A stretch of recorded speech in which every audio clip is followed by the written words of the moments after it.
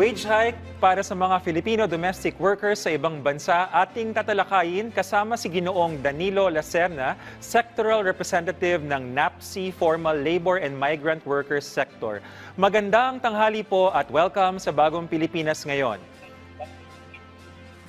Magandang tanghali rin sa inyo lahat at maraming salamat sa pag-imbita sa inyong programa sa Bagong Pilipinas.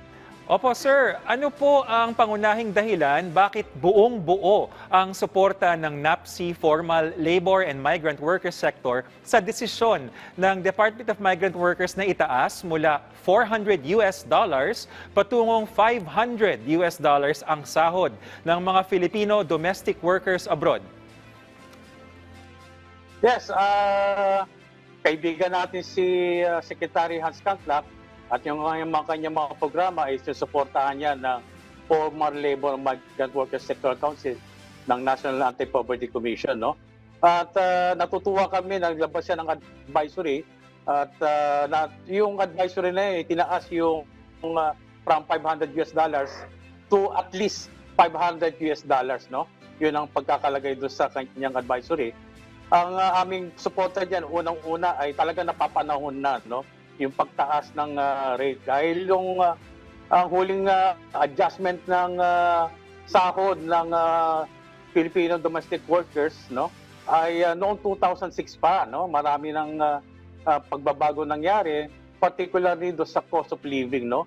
Hindi lang dito sa Pilipinas, kundi sa buong mundo, no? At ang pangalawa, nagpapatunay lamang ito na yung pagtupad sa commitment ng gobyerno sa international labor standards, particularly sa ILO Convention 189, no? Ito yung domestic workers convention. Ito yung napapaloob yung prinsipyo na yung domestic work is a work, no? And labor standards shall apply as other workers. So. At yung pangatlo ay alam naman natin yung domestic workers ay vulnerable workers yan, no? Lalo na ang karamihan diyan ay kababaihan at bata, no? They are target for exploitation and abuse. Sir, sa inyong pananaw, paano po makakatulong ang wage hike na ito upang maiwasan ang underpayment at iba pang uri ng pagsasamantala sa ating pong mga manggagawa?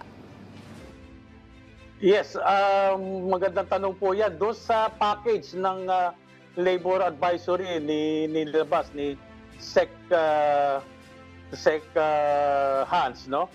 Isa doon sa mga nakalagay doon ay yung kontrata, no? Isa sa mga package doon ay know your employer, no? Mag-uusap yung employer saka yung prospect domestic worker. Pag-uusap video conference, pag-uusapan kung ano yung terms and condition ng kontrata bago ma-finalize yung kontrata. Of course, dadaan muna sa mga agencies ng DMW para maaprubahan yung kontrata. Kung ito pa ay sang-ayon sa protocol ng recruitment sa DMW. Nabanggit niyo po sir no, yung know your employer. So ano po yung kahalagahan ng monitoring at enforcement? Kilala niyo na nga sila at meron patakaran. Paano po natin malalaman ano ang konkretong mekanismo na dapat ipatupad para matiyak na nasusunod itong bagong $500 wage standard na ito? Yes, kasama rin doon sa package ng advisory yung Kumusta Kabayan na sistema, no? Parang itong sort of welfare check ng nagpadala sa kanya, nagpa-deploy sa kanya at alamin yung kanyang kalagayan, no? Now and then, no? Hindi lang yung tinapo na lang siya doon sa kanyang employer, pababayaan na lang, no? At hindi na alamin kung anong kalagayan niya, no? Kung sakali naman ay nag-violate doon sa kontrata, no? Doon sa package na rin sa advisory na yan, ay dapat bigyan ng free legal assistance yung nasabing domestic workers kung ito ay inabuso, no, naging exploitative ang kanyang trabaho at hindi sumunod sa mga kontrata na pinirmahan nila bago ito na i-deploy. Sir, sa usapin naman po ng bilateral labor agreements, paano po ito makakaapekto, yung pong wage increase, paano po ito makakaapekto sa mga kasalukuyan at susunod pang kasunduan ng Pilipinas sa ibang bansa? Yung bagong advisory yan ay merong mga transition kasi yan, no? Yung bagong advisory ay para lang sa mga bagong mag-a-apply as a domestic worker, no? Yung mga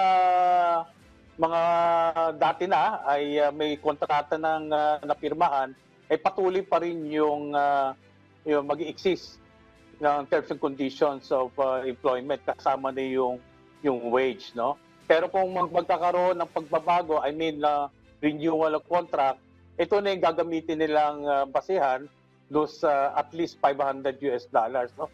Doon sa mga bilateral agreement, iba pa ito, no? Itong mga agreement na to ay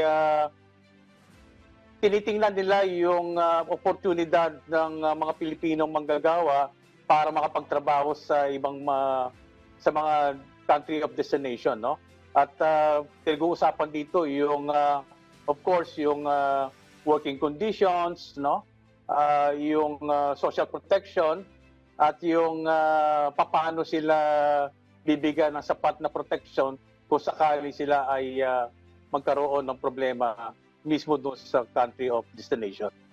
Yun na nga po sir, no? Maganda na banggit niyo yung mga sapat na proteksyon na maliban sa wage hike, ito yung meron pa po ba mga isinusulong ng NAPSI, Formal Labor and Migrant Worker Sector na reforma para higit pang maiangat ang dignidad at kalidad ng buhay ng ating mga manggagawang Pilipino. Meron pa po bang mga ibang advokasya, sir?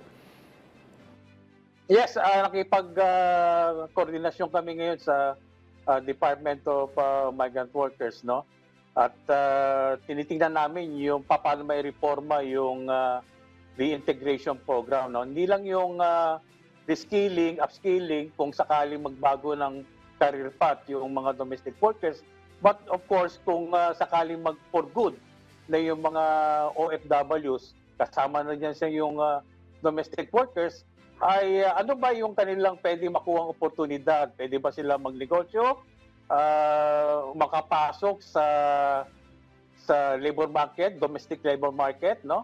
At paano sila matutulungan ng DMW aside from the reskilling, upskilling or loan, no? At beyond that, ano ba pwede nating magawa para do sa mga OFWs na nais ng mag-stay dito sa Pilipinas, no? At nakikita nga namin diyan dapat yung lalo na yung mga skilled workers ay bigyan natin ng pagkakataon na mag-transfer of technology, no? Na bigyan natin sila ng pagkakataon makapagturo at mag-transfer ng technology na magagamit natin sa atin naman sa domestic purposes.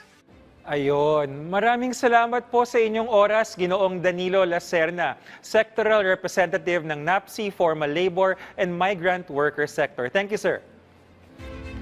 Maraming salamat, Asik Albert. Magandang hapon po sa kanila.